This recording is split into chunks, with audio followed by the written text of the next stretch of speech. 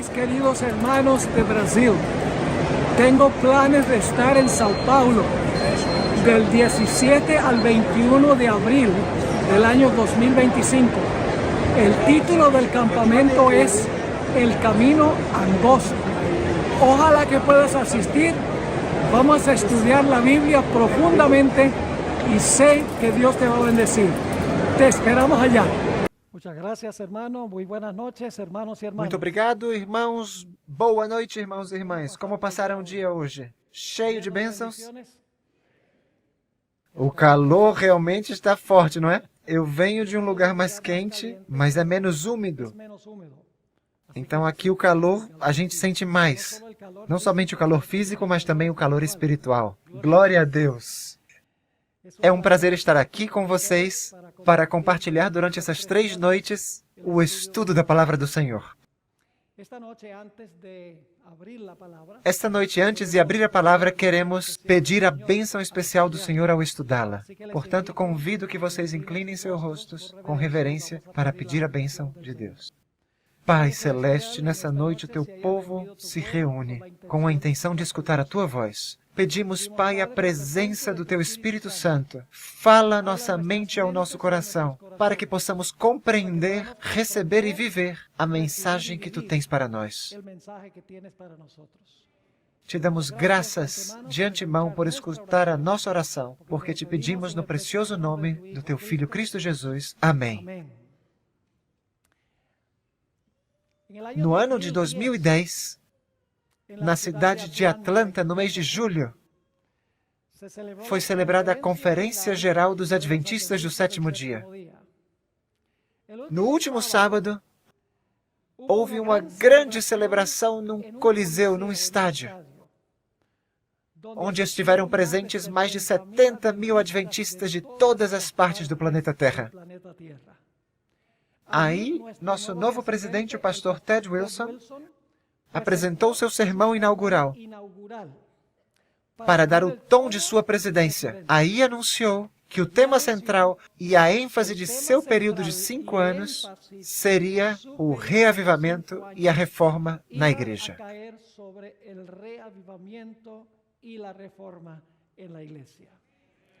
Portanto, esta noite, gostaria de começar lendo uma citação que encontramos no livro Serviço Cristão, página 31. Eu tenho certeza que vocês já leram essa citação, é muito conhecida, mas gostaria de colocar o tom ou o marco do que vamos estudar ao ler essa citação do Espírito de Profecia. Diz assim: a maior e mais urgente de todas as necessidades é um reavivamento da verdadeira piedade entre nós. Buscá-lo deve ser nosso primeiro trabalho. Notem em forma clara, simples e concisa que a serva de Deus nos diz que o reavivamento é a nossa maior e mais urgente necessidade e que deve ser nosso primeiro trabalho buscar o reavivamento. Agora eu gostaria de ler outra citação, uma citação que também encontramos no livro Serviço Cristão, nas páginas 31 e 32, onde a serva do Senhor fala de reavivamento e reforma.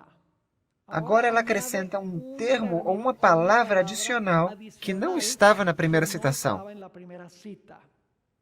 Lá diz, nessa citação, tem que ocorrer um reavivamento e reforma sob o ministério do Espírito Santo.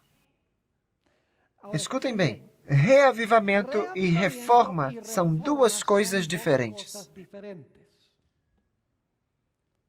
Reavivamento e reforma são o quê?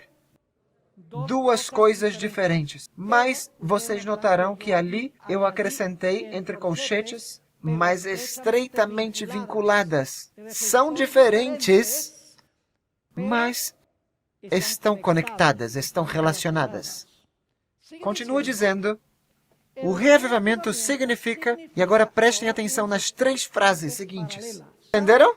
Novamente diz, uma renovação da vida espiritual, uma vivificação das faculdades do espírito e do coração, um ressurgimento da morte espiritual. E em seguida continua falando da reforma. A reforma significa reorganização, mudança de ideias e teorias. Agora eu pergunto, em nível de que temos nós ideias e teorias? Tem a ver com quais faculdades? Nós temos ideias e teorias onde?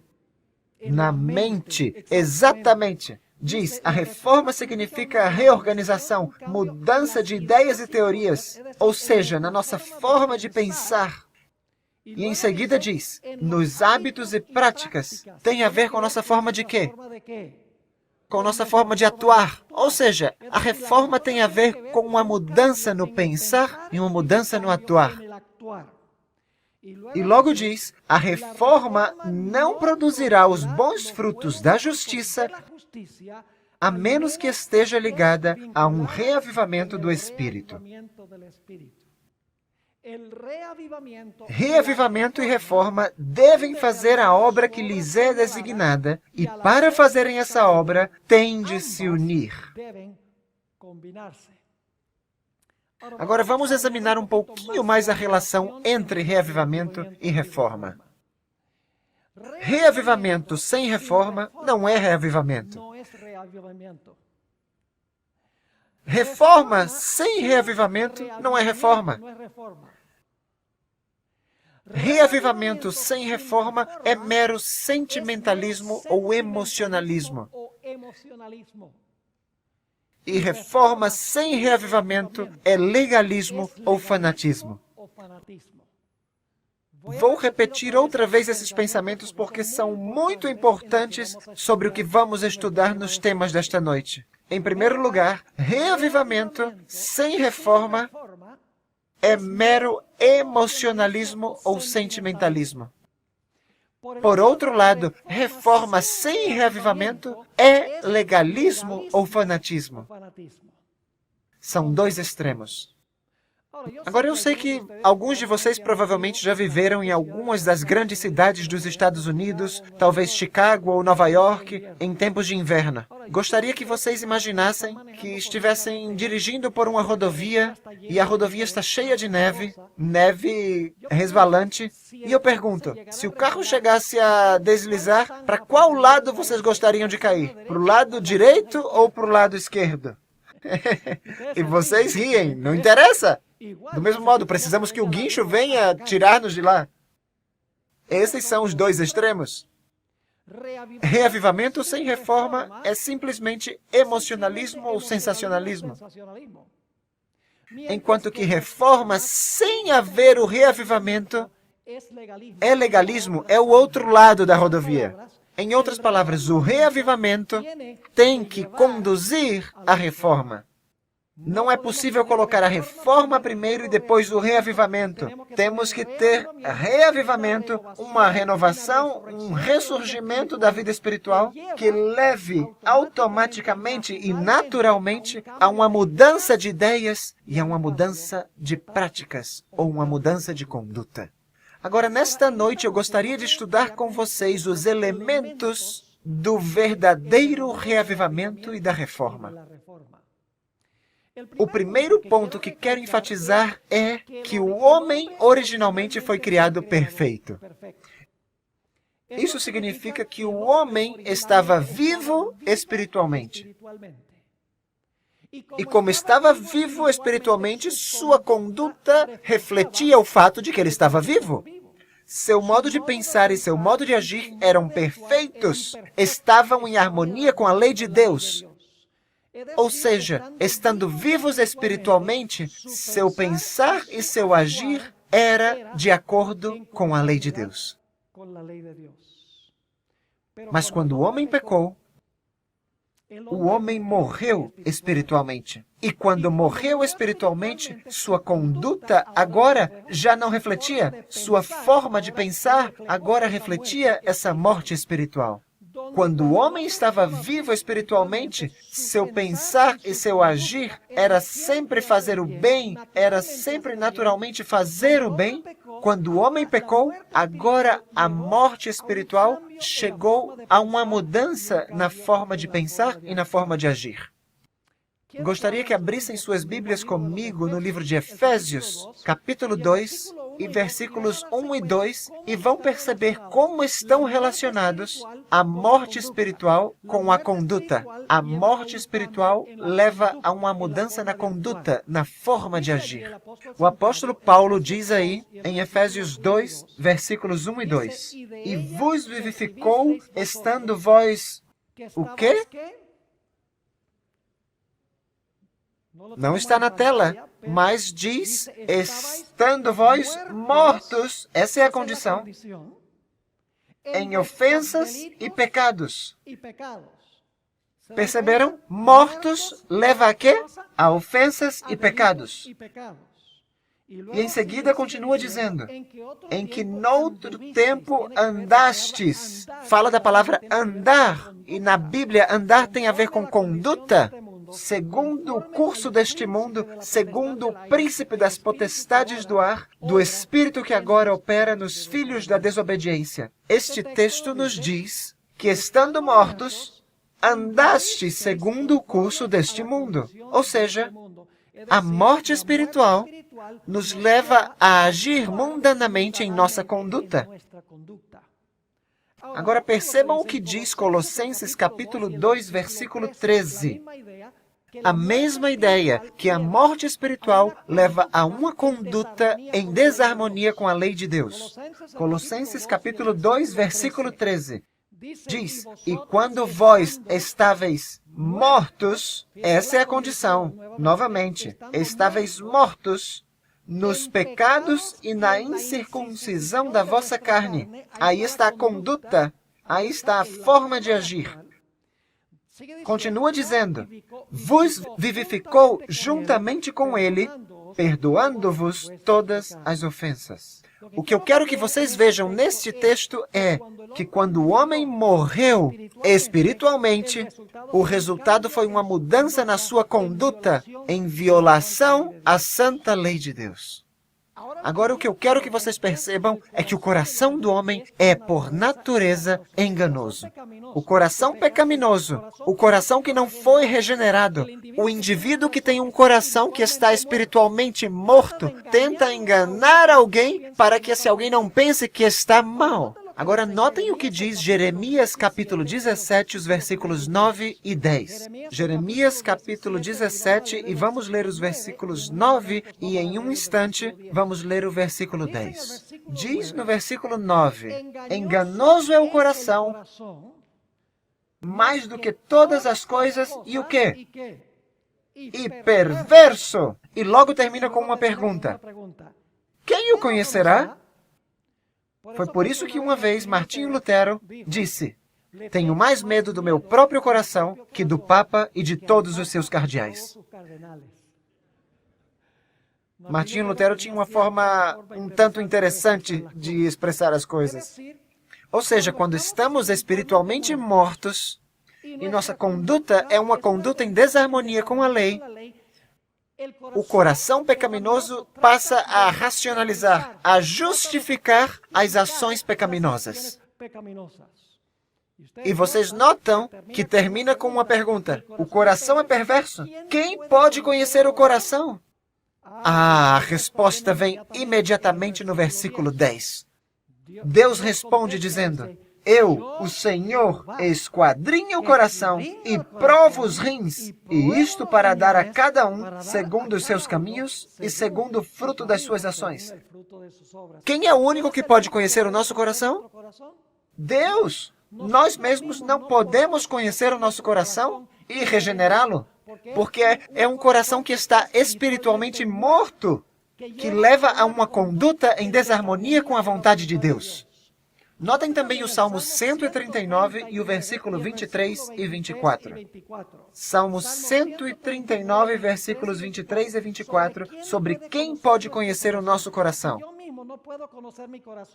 Se eu mesmo não posso conhecer o meu coração, quem o pode conhecer? Quem o pode revelar? Diz no Salmo 139, versículos 23 e 24. Sonda-me, ó Deus, e conhece o meu coração. Prova-me e conhece os meus pensamentos, e vê se há em mim algum caminho mau, e guia-me pelo caminho eterno. Quem é o único que pode conhecer o nosso coração totalmente, plenamente? Deus é o único que pode conhecer plenamente o nosso coração. Agora, o que nós temos estudado até o momento? Em primeiro lugar, percebemos que o homem foi criado originalmente perfeito. Tinha uma natureza espiritual viva.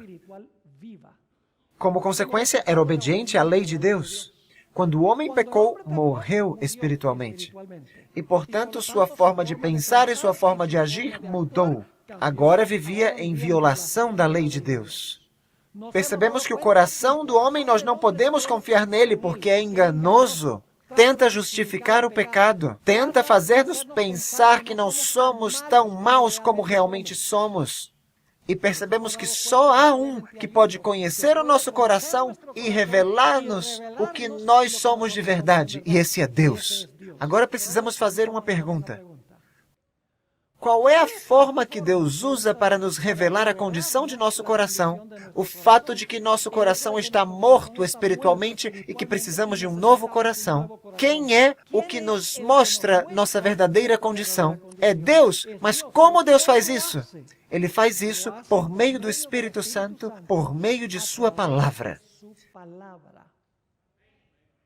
Não é possível haver reavivamento e reforma sem a palavra de Deus.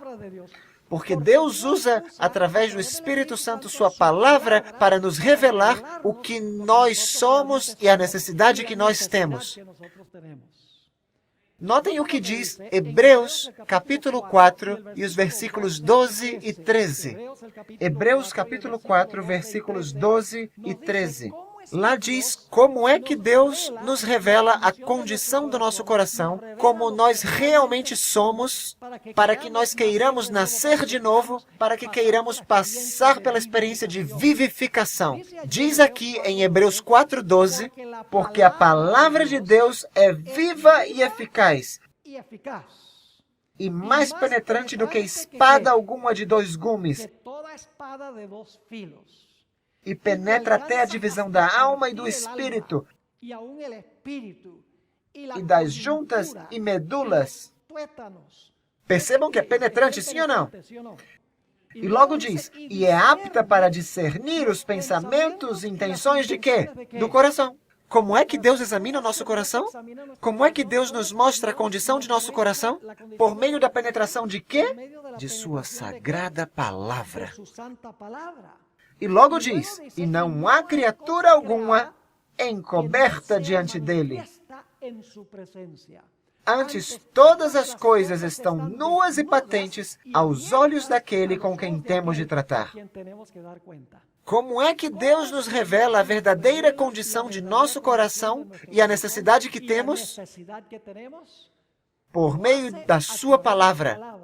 Da sua palavra, como a espada de dois gumes, entra, penetra até as profundezas do ser, nos mostra o que somos e a grande necessidade que nós temos. Gostaria de compartilhar com vocês um exemplo para que possamos entender como funciona este assunto da espada penetrar e revelar-nos nossa condição, para que possamos experimentar o reavivamento ou uma renovação da vida espiritual. Gostaria de ler para vocês um relato que escreveu um irmão chamado L.D. Fleming. Ele frequentou uma série de conferências ministrada por Guilherme Miller nos princípios da história da Igreja Adventista. O pastor Miller estava pregando numa cidade chamada Portland, no estado do Maine. E ele descreve como eram as reuniões de Guilherme Miller. Da ilustração da espada de dois gumes que penetra, entra e discerne e revela o que está no coração. Assim é descrita a reunião do irmão Miller, de Guilherme Miller. Tudo está avançando poderosamente. Ontem à noite, umas 200 pessoas pediram oração. E o interesse parece estar cada vez mais crescendo. Toda a cidade está agitada. Os sermões do irmão Miller não assustam nem um pouquinho aos seus ouvintes. Pelo contrário, os que estão alarmados são aqueles que não querem vir escutar. Muitos dos que se mantêm distantes parecem estar aturdidos ou alarmados. Mas aqueles que escutam com sinceridade não se sentem nem aturdidos, nem alarmados. Agora escutem. O interesse despertado por seus sermões é de índole serena e desapaixonada. O que quer dizer é que quando ele prega, as pessoas não ficam dando pulos e gritando aleluia e glória a Deus e emocionando-se. Não, não, não, não. Diz, o que está escrevendo, o interesse que desperta os seus sermões é de índole serena e desapaixonada. Ou seja, as paixões não estão envolvidas, e sim o intelecto. Ainda quando seja este o maior de todos os reavivamentos que já têm acontecido, não existe um emocionalismo apaixonado. E sim, a mensagem parece arraigar-se profundamente na maioria da comunidade. O efeito se produz por isto. Agora vai dizer por que os sermões do pastor Miller tinham esse efeito. Diz, o irmão Miller simplesmente toma a espada do Espírito, tira de sua bainha e coloca o seu lado afiado sobre o coração despido e a espada corta. Isso é tudo. Diante do gume desta poderosa arma, cai a infidelidade, o universalismo é cortado, os fundamentos são desvanecidos e os mercadores de Babilônia se maravilham. Para mim, isso se parece mais com os reavivamentos apostólicos que qualquer outro evento que tenha acontecido nos tempos modernos. O que é que dava poder à pregação de Guilherme Miller?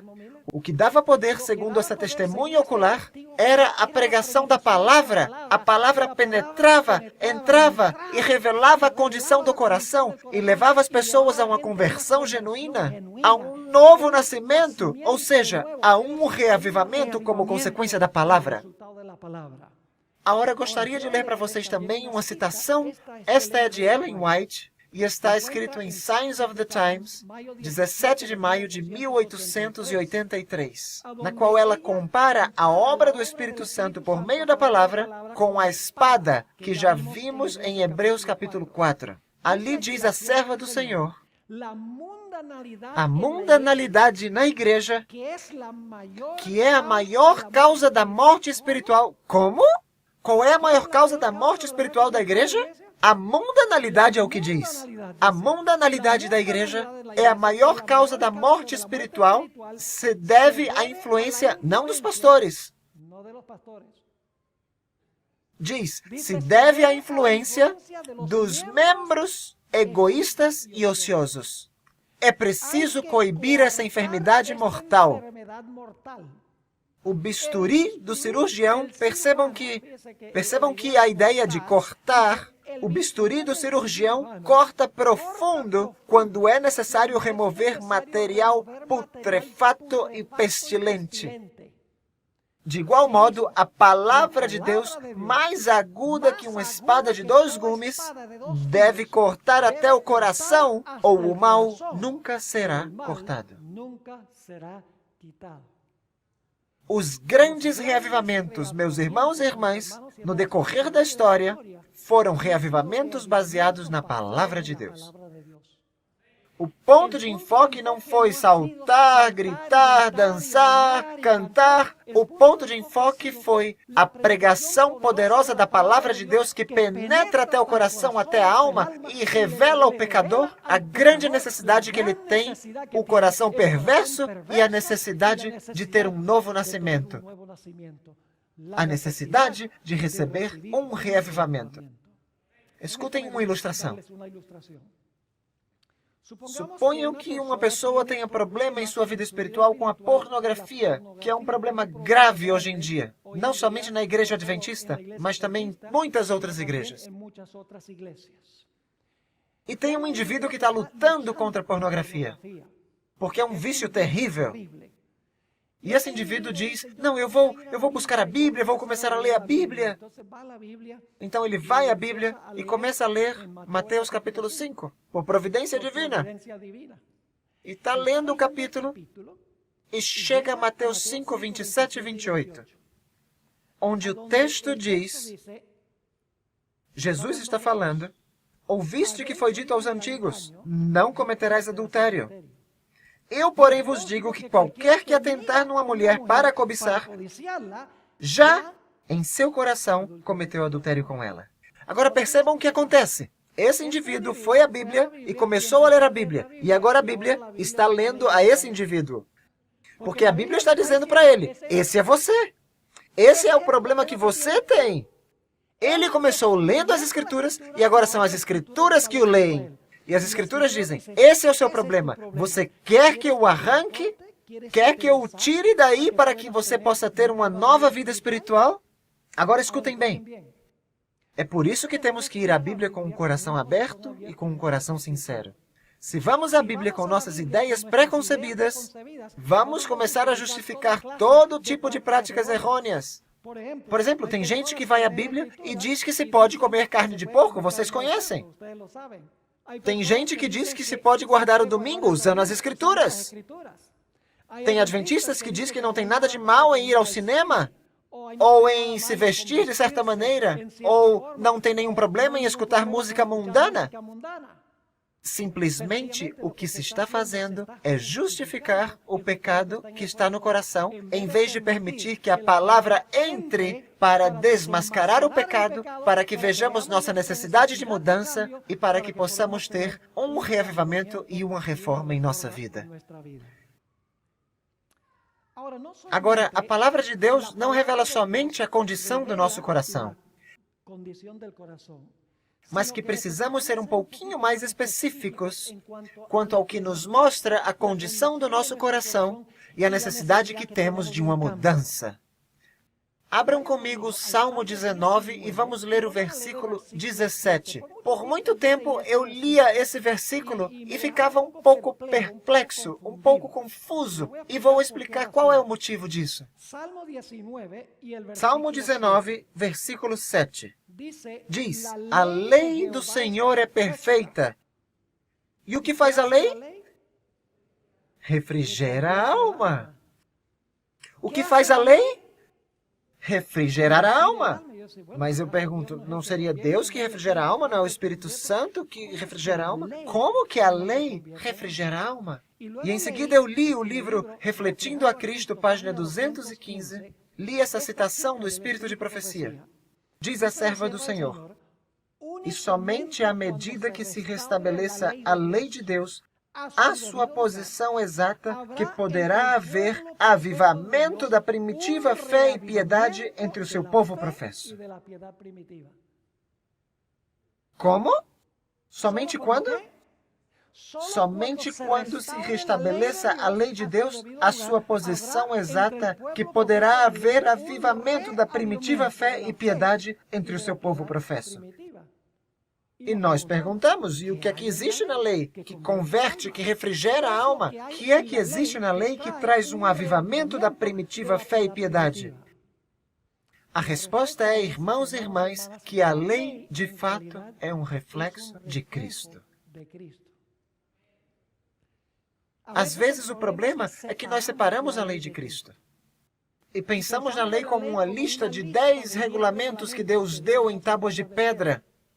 Mas vocês sabiam que a lei de Deus é simplesmente uma descrição por escrito de quem Jesus é em sua pessoa? E quando quebrantamos a lei ou pecamos contra a lei, estamos de fato pecando contra Cristo, porque Cristo é um reflexo da lei em sua pessoa. Veja essa citação interessante do Espírito de Profecia. Encontra-se no Comentário Bíblico Adventista, volume 5, página 1105. Falando de Jesus, diz: Ele era a encarnação da lei de Deus. Ou seja, Jesus era a lei vivida em carne humana.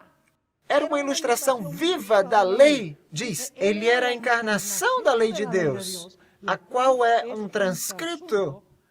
A palavra usada em inglês é transcript. Alguns de vocês aqui sabem inglês. Transcript significa transcrever. Diz, ele era a encarnação da lei de Deus, a qual era uma transcrição exata de seu caráter.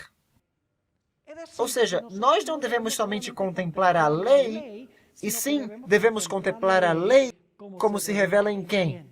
Como se revela em Cristo. E quando nós olhamos para Cristo, o que vemos? Vemos a lei vivida em perfeição. E como vemos a nós mesmos em contraste, quando vemos a Cristo em toda a sua glória, vivendo a lei encarnada, como nós nos vemos? Nos vemos muito pecadores em contraste ao observar a lei. Temos que olhar a Cristo como se revela na lei. Então acontece conosco o que aconteceu com Isaías quando disse, estou perdido. Acontece conosco o que aconteceu com o apóstolo Pedro quando disse a Cristo, afasta-te de mim que sou homem pecador. Acontece conosco o que aconteceu com o apóstolo Paulo quando disse, miserável homem que sou, quem me livrará do corpo desta morte? Ou seja, quando nós passamos a contemplar a lei através de Cristo, vemos a beleza e a perfeição de Jesus e em comparação nos vemos pecadores, nos vemos maus, nos vemos deploráveis e chegamos à conclusão de que nós estamos numa condição na qual precisamos desesperadamente de uma mudança em nossa vida.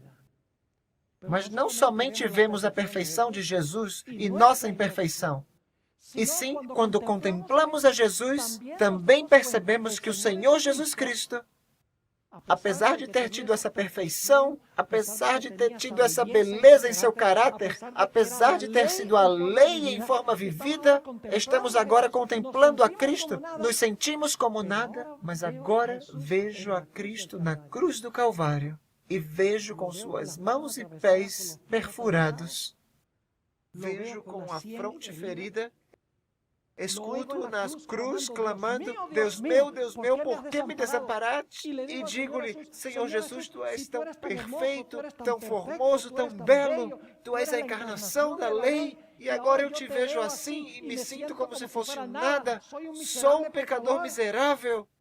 Mas, Senhor Jesus, também Te vejo na cruz do Calvário abatido, sofrendo, clamando a Teu Pai por estar separado do Teu Pai.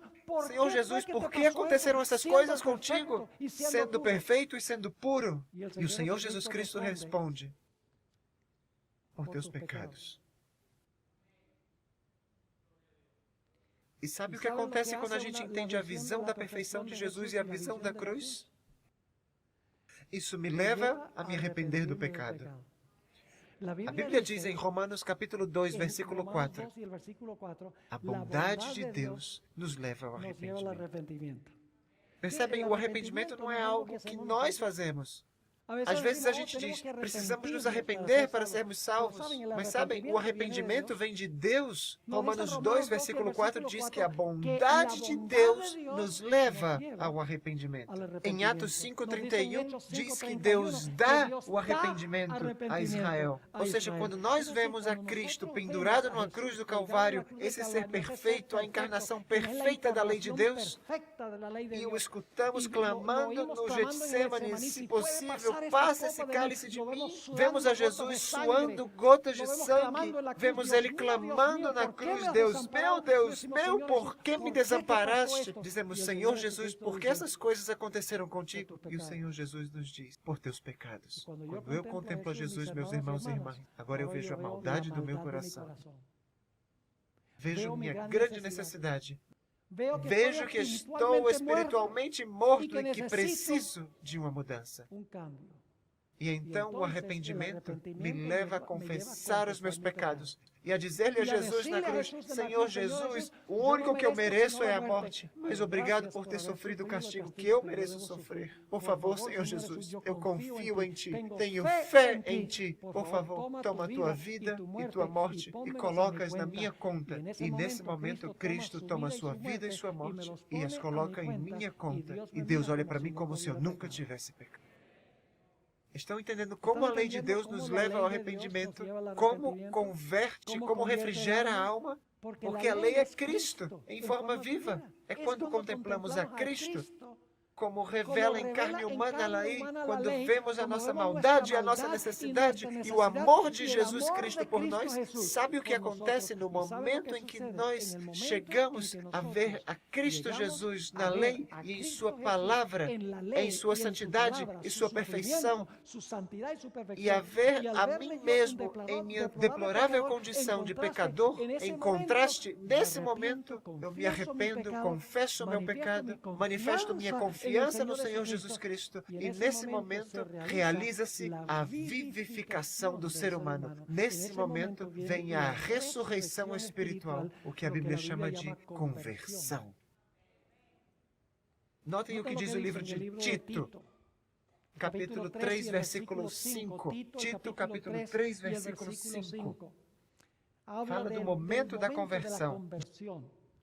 Diz: não por obras de justiça que houvéssemos feito, mas segundo a sua misericórdia nos salvou, pela lavagem, escutem bem, da regeneração e de quê? E da renovação do Espírito Santo. E então experimentamos o reavivamento. Irmãos e irmãs, não é possível haver reavivamento sem a pregação da palavra de Deus, sem a pregação da lei de Deus conforme revelada em Cristo Jesus. Porque é isso que mostra nossa grande pecaminosidade, mostra a santidade de Jesus e mostra o sacrifício que Jesus fez por nós. E quando isso acontece, meus irmãos e irmãs, dizemos: eu sou um miserável pecador, quem vai me livrar? E nesse momento realiza-se uma ressurreição espiritual na minha vida. E escutem bem, e quando essa ressurreição espiritual se realiza na minha vida, do reavivamento agora flui reforma. Sabe o que é uma reforma? Tem muita gente que é reformista, mas nunca foram vivificados. São fariseus. E sempre estão buscando dizer: olha só, esse aí comeu um pedaço de carne. Não me entendam mal. Devemos praticar a reforma para a saúde, mas sempre estão buscando criticar outras pessoas. Essa é a característica primordial dos fariseus. O fariseu, em vez de se preocupar com sua própria vida espiritual, sempre está se preocupando com a vida espiritual dos outros e comparando-se ele com os outros. Mas eu digo que quando nós fomos convertidos, quando nós passamos pelo reavivamento que vem como resultado da contemplação da lei conforme revelada em Cristo Jesus, sua bondade, na beleza de seu caráter, como ele se entregou por nós, chega uma renovação da nossa mente e do nosso coração. E agora, do reavivamento flui naturalmente a reforma. Notem o que diz o Grande Conflito, página 462. Escutem o que diz a serva do Senhor. Não há prova de genuíno arrependimento, a menos que ele opere reforma na vida. Qual é a prova do verdadeiro arrependimento? Diz ela, uma reforma na vida. E notem o que diz na página 461. Está falando daqueles que uma vez foram mundanos e passaram pela experiência do novo nascimento. Diz: as coisas que antes odiavam, agora amavam. E as que antes amavam, passaram a odiar. Os orgulhosos e presunçosos tornaram-se mansos e humildes de coração. Os vaidosos e arrogantes se fizeram sérios e acessíveis. Os profanos se tornaram reverentes. Sóbrios os bêbados. Os devassos puros. As modas vãs do mundo foram postas de parte. Ou seja, o reavivamento levava a quê? A uma reforma ou uma mudança na vida. Mas agora escutem o que eu vou dizer. A mudança que se realiza na vida não é uma mudança que se realiza instantaneamente em sua totalidade. É um processo. Porque quando nós nascemos de novo, o velho homem ainda está ali, a velha mulher ainda está ali, querendo alçar a cabeça. Mas é a nova natureza espiritual que entrou em nossa vida que devemos alimentar a cada dia para subjugar a natureza carnal que antes predominava em nossa vida. Ou seja, depois que nós passemos pelo reavivamento, por um ressurgimento espiritual, agora é necessário cada dia alimentar a natureza espiritual. Notem o que diz 2 Coríntios capítulo 3 e o versículo 18. 2 Coríntios 3, 18. É um texto muito conhecido, é frequentemente citado. O apóstolo Paulo diz ali: mas todos nós, com o rosto descoberto, refletindo como um espelho a glória do Senhor, somos, e vocês vão perceber que eu coloquei aí entre colchetes, estamos sendo, o tempo do verbo é progressivo. Deveria ser, portanto, todos nós, com o rosto descoberto, refletindo como um espelho a glória do Senhor, estamos sendo o quê? Transformados de glória em glória, na mesma imagem como pelo Espírito do Senhor. Como somos transformados de glória em glória? Somos transformados de glória em glória, refletindo com o rosto descoberto a glória do Senhor. E sabe o que isso acontece? Cada dia mais que eu contemplo Jesus, mais pecador eu me vejo. E mais entendo o amor de Jesus. Porque ao contemplar sua cruz, eu percebo que apesar de Jesus ser santo e perfeito, tomou os meus pecados sobre si mesmo. E cada dia eu renovo ou alimento essa natureza espiritual que nasceu em minha vida, de dia em dia. E sabe o que é interessante? O pastor já não tem que me dizer como vestir, já o pastor não tem que me dizer como comer ou não comer. Já não tem que ficar me dizendo que programas podem ser vistos ou não podem ser vistos na televisão. Já não tem que me dizer que tipo de música eu tenho que escutar ou não escutar. Já a pessoa não sente o desejo de mudar para ganhar o céu ou para evitar o inferno. Mas simplesmente a vida muda porque não quer ofender ao meu querido Jesus. Porque sua cruz demonstra o que custou o pecado. E eu digo às vezes aos jovens, quando eles vêm, e quando vão a um cinema para ver um filme onde tem violência, onde tem espiritismo, onde tem sexo, o que eu lhes digo é, escutem, por isso é que Jesus morreu. Sim ou não? Por esse ato de ir ver esse filme, morreu Jesus. Porque nós somos transformados pelo que nós o quê? Pelo que nós contemplamos. É assim que alimentamos a nossa nova vida, nossa vida espiritual. Ou seja, nascer de novo não é o último, é o primeiro passo. Logo depois da renovação espiritual, depois do ressurgimento espiritual, ao contemplar a cruz de dia em dia, passo a odiar mais o pecado e a amar ainda mais a Jesus. Eu vivi na Venezuela há muito tempo, na terra de Coronado. Embora eu não tenha vivido na época que ele viveu, não tem nada lá. Só tem bodes e burros por ali. Mas tem sua beleza, tem lá os médanos. Pertinho, os médanos de couro, estivemos aí, desfrutando. Mas quando eu vivi na Venezuela, tinha um hobby. Meu hobby era caçar borboletas. Isso era quando eu era pequeno. E era um hobby que eu gostava bastante. Quase cheguei a ser um profissional, um entomologista profissional. Um entomologista é alguém que estuda os insetos. E descobri muitas coisas sobre as borboletas. Sabe, a palavra que se usa ali em 2 de Coríntios 3:18, estamos sendo transformados. A palavra transformados ali é a palavra metamorfoo. Uma pergunta, uma metamorfose. Uma metamorfose é uma transformação radical. Por exemplo, uma lagarta. Sabiam que uma borboleta tem 2 nascimentos? Primeiro nasce como o quê? Como lagarta, e a lagarta se arrasta pelo solo. E a lagarta come da árvore, ou da planta, ou do mato, onde foram colocados os ovos da mãe mariposa.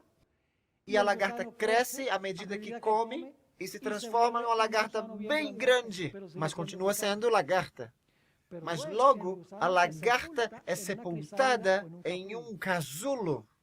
Sabem, aí nós temos o símbolo do batismo, que é o ritual oficial, quando alguém oficialmente está dizendo: estou deixando o mundo para trás, estou nascendo de novo em Cristo Jesus. Então se enterra lá no casulo, e depois de vários dias esse casulo começa a se sacudir violentamente, e logo o casulo é aberto. E sai o quê? E sai uma borboleta. O que aconteceu? Uma metamorfose. Agora eu pergunto, uma borboleta é uma lagarta com asas? Não. Uma borboleta não é uma modificação da lagarta. Não é uma lagarta com asas, não. É uma transformação radical. Eu pergunto, o nome muda? Sim. Já não se chama mais lagarta, se chama borboleta. Seus hábitos mudam? Claro, já não se arrasta mais, agora voa. Sua aparência muda, já não transmite mais terror, mas agora é um animal belo. Muda o lugar onde vive? Claro que muda o lugar onde vive. É uma nova criatura. Como que chega a ser uma borboleta? Porque se esforçou para ser uma borboleta? Não! Por quê? Por um milagre, não por esforço. Por isso o apóstolo Paulo diz: aqueles que estão em Cristo, nova criatura é. As coisas antigas já passaram, eis que todas as coisas se fizeram novas. Lembram-se da conversa de Jesus com Nicodemos? Nicodemos pensava que ele era muito santo e muito bom, porque ele guardava a lei. E ele pensava que ele ia entrar no reino. Mas logo pensou, bom, eu vou perguntar para o mestre para saber o que diz. E ele pergunta, bom, o que eu vou fazer? O que eu preciso fazer para finalmente estar no reino? O Senhor Jesus Cristo disse, é muito simples, precisa nascer de novo. Da água e do Espírito. Isso foi algo novo para Nicodemos, porque Nicodemos pensava que guardando a lei, ele seria salvo. Agora notem o que diz a serva do Senhor. Isso está no Desejado de Todas as Nações, página 111. Escutem bem. A lagarta não se converte em borboleta porque se esforça para ser borboleta, e sim por um milagre. Diz, aquele que se esforça para alcançar o céu por seus próprios esforços, por suas próprias obras, em observar a lei, está tentando o impossível. Isso é reforma sem quê? Sem reavivamento. Continua dizendo, não há segurança para uma pessoa que tenha religião meramente legal. Uma forma de piedade. Escutem isso. A vida cristã não é uma modificação ou melhoramento da antiga, mas uma transformação da natureza. Tem lugar a morte do eu e do pecado e uma vida toda nova. Essa mudança só se pode efetuar mediante a eficaz operação do quê? A eficaz operação do Espírito Santo. E claro, depois da transformação, o que temos que fazer? Temos que permanecer em Jesus. E eu queria lhes dar agora uma ilustração para que vocês entendam melhor. Na Venezuela, eu caçava mariposas num parque nacional. O parque se chamava Parque Nacional Henri Pittier, numa região que se chama Guamitas, pertinho da cidade de Limón. E eu me lembro da primeira vez que fui a esse parque nacional. Eu levava minha rede para caçar borboleta, levava meu frasco de veneno, tetracloreto de carbono, que coloca a mariposa lá dentro e pss, as asas se abrem e está morta em somente 1 ou 2 segundos. É mortal! E eu entrei com a minha rede e vi essa mariposa azul dessas bem grandes. E deixei tudo ali e ia perseguir essa borboleta. E é desse tipo de borboletas onde alguém lança a rede e ela sobe, e lança a rede e ela se abaixa.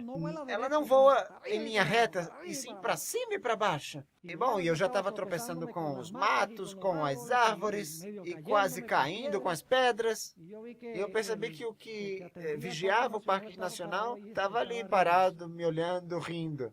Então eu não consegui pegar a borboleta e ele me disse, o que o senhor está fazendo? Eu disse, eu estou caçando borboletas. E por que você está se matando? O único que você tem que conhecer é a fraqueza dessa borboleta. Eu disse, bom, qual é a fraqueza dela? Ah, é que ela gosta muito de guineu. Ah, ela gosta dos guineus? E quanto mais maduros, mais elas gostam. E me disse, compre um guineu, traz para cá, coloca no solo e em meia hora você volta e você vai ver várias borboletas aí, voando sobre o guineu. Interessante, eu disse. E eu saí, coloquei o guineu lá e saí. Voltei e havia 6 borboletas dessas azuis. Aí, voando pertinho do guineu. E foi muito fácil com a rede. 6 borboletas de um só golpe, sem nenhum esforço. Eu disse, isso é bom. Agora preste atenção no que aconteceu. Passei muitos anos sem ir a esse parque nacional. Depois de muitos anos, voltei e entrei com a minha rede, com meu frasco e com todo o equipamento. E quando entrei pela porta do parque, estava o ranger, o que estava vigiando o parque, e me diz, para onde você vai com essas coisas? Eu disse, não, eu vou caçar borboletas. E ele me diz, não, já não podem mais caçar borboletas aqui. Eu disse, mas por que se eu caçava borboletas aqui faz alguns anos? Não, é que a partir desse tempo, isso aqui foi declarado como refúgio nacional. Aqui não é possível mais caçar mariposas, não pode, as flores, não pode pegar mais nada, nada. Tudo está protegido. Sabe o que eu disse? Saí da cerca do parque com o meu guineu e lancei o guineu fora do parque.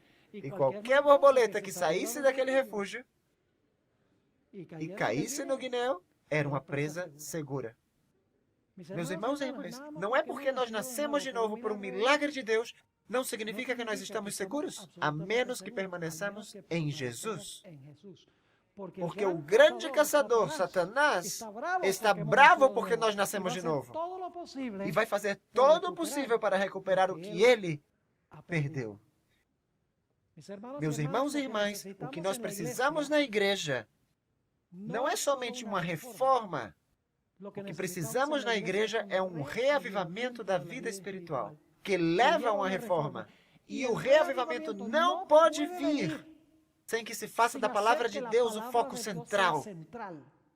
Sem que se faça que a lei de Deus seja o foco central. Sem que dediquemos tempo para meditar e deixar que a palavra entre. A palavra, a propósito, é Jesus. Que entre, que busque o pecado, que o corte e o arranque antes de que o câncer do pecado nos mate a nós mesmos. Mas sabe o que acontece? A maioria dos reavivamentos que há no mundo cristão hoje não são desta classe, não são desse tipo. Ainda na igreja adventista, nós pensamos que para haver um reavivamento, precisamos aprender a adorar como os outros fazem. E temos que usar a música dos demais. E temos que usar os métodos de evangelismo dos demais. Então, quando tivermos uma música mais acelerada, quando tivermos cultos religiosos que entretenham, então vamos a ter um reavivamento. Meus irmãos e minhas irmãs, esse não é o caminho correto. Quando eu cheguei na igreja, na qual sou pastor há 17 anos, uma igreja de 1.200 membros, num bom sábado, tínhamos uma frequência de 150. Na igreja havia um pequeno grupo que me disseram, então logo eu cheguei e me disseram, pastor, o que nós precisamos aqui é fazer do culto algo mais contemporâneo para que as pessoas queiram vir à igreja. Precisamos de sintetizadores, precisamos de tambores, precisamos de um grupo de louvor que anime as pessoas. Sabe, é como injeção de adrenalina. E o que acontece quando a adrenalina vai embora? Não fica absolutamente nada. E eu disse para essa pessoa, olha, não, enquanto eu estiver aqui, isso não vai acontecer. O reavivamento nessa igreja não será baseado em assuntos artificiais. Será baseado na pregação da palavra do Senhor. Sabe, encher a igreja com métodos dessa índole não chega a lugar nenhum. O que faz é encher a igreja com um monte de gente egoísta que quer adaptar a adoração a Deus de acordo com seus gostos. Sabe qual é um dos grandes problemas que nós temos? É que nossa adoração passou a ter um foco no adorador em vez de estar focada naquele ao qual adoramos. A música que eu gosto. Eu quero me vestir do jeito que eu gosto. Eu quero que os programas sejam como eu gosto. Irmãos e irmãs, nós vimos a igreja com a finalidade de adorar a Deus. Agora, para fechar, eu gostaria de mencionar algo muito importante a respeito dos falsos reavivamentos que a serva do Senhor trata ao falar do final dos tempos, que não serão baseados na palavra de Deus. Eu pergunto, vocês já viram recentemente a Igreja Adventista usando esses métodos de uso de adrenalina? Está acontecendo. Mas isso não muda nem transforma o coração, meus irmãos e irmãs. Sem a palavra e a lei de Deus e uma contemplação da vida de Cristo, não há mudança. Por mais que façamos programas que emocionem as pessoas e façam com que elas pulem, e que elas digam aleluia, e que façam com que elas falem em línguas, não vai produzir resultados. Gostaria de ler algumas citações da serva do Senhor para concluir. Está no Grande Conflito, página 463. Diz, os avivamentos populares são muitas vezes levados a efeito por meio de apelos à imaginação, excitando-se as emoções, satisfazendo-se o amor ao que é novo e surpreendente. Não, vamos fazer algo novo. Vamos cantar corinhos novos. Vamos ter teatros, palhaços, mágicos, que representem o Evangelho. Para isso as pessoas vão se entregar. Continua dizendo, escutem bem, conversos ganhos desta maneira têm pouco desejo de ouvir a verdade bíblica, pouco interesse no testemunho dos profetas e apóstolos. A menos que o culto assuma algo de caráter sensacional, não lhes oferece atração. Não é atendida, agora escutem, não é atendida uma mensagem que apele para quê? Para a razão desapaixonada, ou seja, uma mensagem que apele ao intelecto. A expressão que Ellen White usa é unimpassioned reason. A razão sem a interferência das paixões é o que ela está dizendo. Uma mensagem que apele para a razão desapaixonada. Eles não atendem. As claras advertências de quê? Aqui vamos chegar ao ponto da palavra de Deus, que diretamente se referem aos seus interesses eternos, não são tomadas a sério. E diz na página 463, o poder da piedade quase desapareceu de muitas das igrejas. Prestem atenção qual é o resultado. Os piqueniques, as representações teatrais, está falando da igreja. Diz assim, as representações teatrais nas igrejas, quermesses. Uau! Isso tem muito a dizer para nós. Fazemos comilanças para levantar fundos para a igreja. Minha pergunta é, por que não damos o dinheiro sem a comilança? é apelar ao egoísmo do ser humano.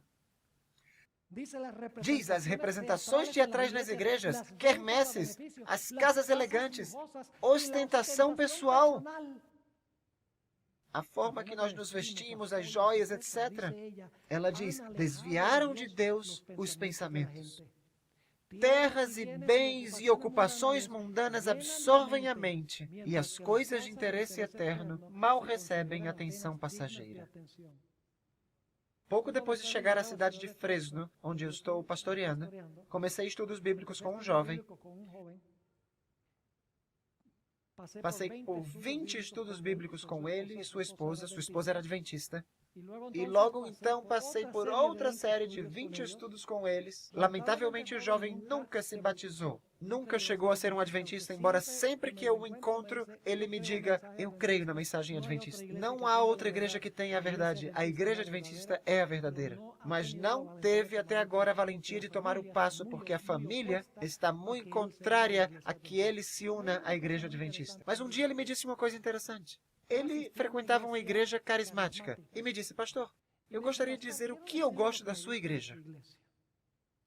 E eu lhe disse, tá bom, o que é que você gosta da minha igreja? Ele disse, olha só, eu vou para a minha igreja e lá nós temos um grupo de louvor.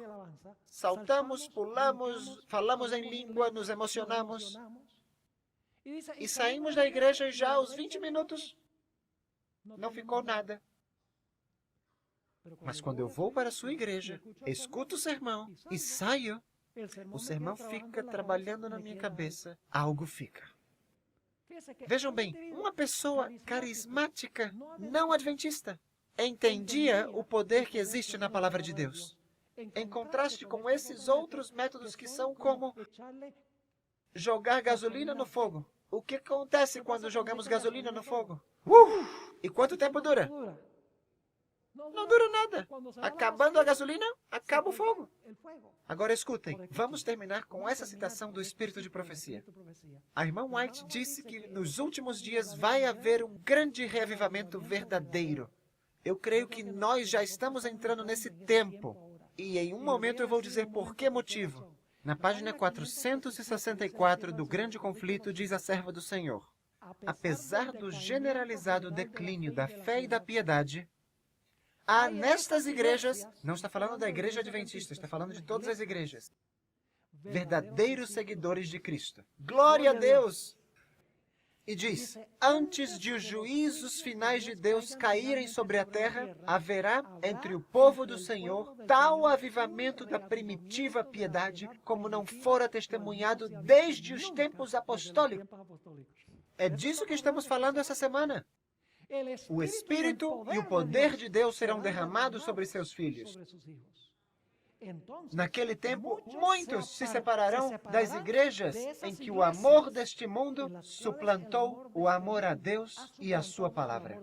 Muitos, tanto pastores como leigos, aceitarão alegremente as grandes verdades que Deus providenciou fossem proclamadas no tempo presente. Agora pensem, essas grandes verdades que Deus providenciou fossem proclamadas no tempo presente, a fim de preparar um povo para a segunda vinda do Senhor. Quando a irmã White fala dessas grandes verdades que Deus providenciou fossem proclamadas no tempo presente, a fim de preparar um povo para a segunda vinda do Senhor. Vocês creem que o diabo sabe que esse reavivamento está logo aí na esquina? Aham, claro que sim. E o que o diabo vai fazer? Já está fazendo. A maior evidência que o verdadeiro reavivamento está às portas é o que eu vou ler agora para terminar. Diz, o inimigo das almas deseja estorvar esta obra. Ele não quer um verdadeiro reavivamento. Diz, o inimigo das almas deseja estorvar esta obra. E antes que chegue o tempo para tal movimento, ou seja, o reavivamento verdadeiro, esforçar-se-á para impedi-la, introduzindo uma contrafação. Estamos vendo isso no mundo cristão e em muitas igrejas adventistas. Lamentavelmente, meus irmãos. Agora escutem. Nas igrejas que puder colocar sob seu poder sedutor, fará parecer que a bênção especial de Deus foi derramada. E eu coloco aqui entre colchetes, vai haver muito amor, grandes multidões, grandes templos, grandes pregadores, grande emoção e grande entusiasmo. Ali será manifestado o que será considerado grande interesse religioso. Multidões exultarão de que Deus esteja operando maravilhosamente por elas, quando a obra, na verdade, é de outro espírito. Sob o disfarce religioso, Satanás procurará estender sua influência sobre o mundo cristão. Isso nós estamos vendo. E a serva de Deus diz que, imediatamente antes do reavivamento genuíno, nós teríamos essa falsificação. E já estamos vendo isso hoje. É uma das evidências de que um reavivamento maior de toda a história da igreja logo vai ocorrer. Meus irmãos e irmãs, no entanto, o diabo quer impedir que esse reavivamento seja realizado. Por isso que o diabo faz com que nós baseemos nossos cultos religiosos com todo tipo de adornos. Que o foco seja a música, o entretenimento e tantas outras coisas. Porque ele sabe que quando a palavra de Deus é pregada com poder, as vidas são transformadas. Portanto, tenta ocultar a palavra de Deus, usando muitos outros métodos, porque ele sabe que esses métodos não alcançam até partir a alma, como diz as Sagradas Escrituras. Meus irmãos e irmãs, estamos no próprio umbral do tempo do fim. Eu estou convencido disso. E nós temos que tomar uma decisão que vamos dedicar o nosso tempo ao que vai edificar a nossa vida espiritual. Vamos ter que deixar de escutar muita coisa, deixar de ver muita coisa, e vamos ter que dedicar nosso tempo a contemplar a Cristo Jesus e a sua palavra, sua santidade e seu amor por nós. E meus irmãos e irmãs, quando a igreja faz isso, o diabo treme. A minha oração é que esta semana seja de benefício espiritual, para que isso possa ser uma realidade na igreja de Bela Vista e nas demais igrejas que aqui estão representadas. Antes de fazer a nossa oração final, eu gostaria de mencionar que o tema de amanhã será supremamente importante. Vamos a tratar de um tema um tanto polêmico. O irmão Coronado é o homem da música. Eu não sou músico profissional, toco trompete, sei ler música, sei teoria musical, mas não sou músico. Mas fiz uma pesquisa sobre uma campal muito famosa que aconteceu na Igreja Adventista no ano de 1900, no estado de Indiana. Lá se ensinava a doutrina da carne santa, uma heresia, e havia um estilo de adoração muito interessante que acompanhava aquela heresia. Então eu fiz uma investigação, eu fiz uma pesquisa intensa, profunda do que aconteceu ali. E cada vez que eu penso nisso, eu tremo ao ver como em muitas de nossas igrejas estamos seguindo os passos daquilo que aconteceu ali naquela campal. Precisamos vir amanhã, meus irmãos e minhas irmãs, para escutar esse tema importante e saber o pano de fundo de muitas das músicas que estão sendo usadas por aí nas igrejas e por que elas estão sendo usadas. É um tema que se poderia dizer um tanto polêmico. Eu não venho para cá para despertar polêmica, mas a verdade de Deus sempre levanta polêmicas. Quando não levanta polêmica, é porque todas as pessoas estão calmas e todas as pessoas estão tranquilas. Escutem bem, só há uma coisa pior que a divisão. E é a unidade sob um fundamento falso. Vocês escutaram o que eu disse? Só há uma coisa pior que a desunião. E é a união sob um fundamento falso. Precisamos ter certeza de que se vamos estar unidos sob um fundamento sólido e seguro. Oremos. Pai, te agradecemos porque sentimos aqui tua presença. Sabemos que onde se prega a sua palavra, tu estás. Pedimos-te, Senhor, que tomes o que temos estudado e que graves isso em nossa mente e em nosso coração. Te agradeço, Senhor, por todas as pessoas que estão escutando e vendo essa programação através da internet, através do rádio, Rogo-te, Senhor, que o Espírito que temos aqui também esteja em todos os lugares onde as pessoas estejam escutando. Pai, queremos esse reavivamento e essa reforma verdadeira em Tua igreja. Será espetacular ver como Tua igreja, pelo poder de Deus, vai comover o mundo. Pai, anelamos que esse dia chegue. Faz-nos parte desse grande movimento. Pedimos isso no precioso nome do Teu Filho, Cristo Jesus. Amém. Gostaria de lhes anunciar, antes de entregar o púlpito, alguns me perguntaram sobre materiais. Temos alguns materiais disponíveis que estarão na saída. Se estiverem interessados, há uma mesa especial. Que Deus os abençoe e nós nos veremos amanhã. Tragam um amigo ou tragam outro membro.